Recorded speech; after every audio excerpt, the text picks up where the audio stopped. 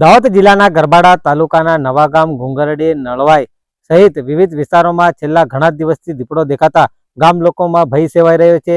ત્યારે ગામ લોકો દ્વારા દીપડાને પાંજરે પૂરવા માટે વન વિભાગને જાણ કરવામાં આવી છે।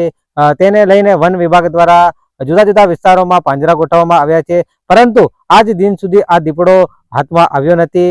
અમે જે તમને દ્રશ્યો બતાવી રહ્યા છે તે ગુંગરડીના છે। અહીંયા વન વિભાગ દ્વારા જે દીપડો છે તેને ઝડપી પાડવા માટે પાંજરું ગોઠવવામાં આવ્યું છે।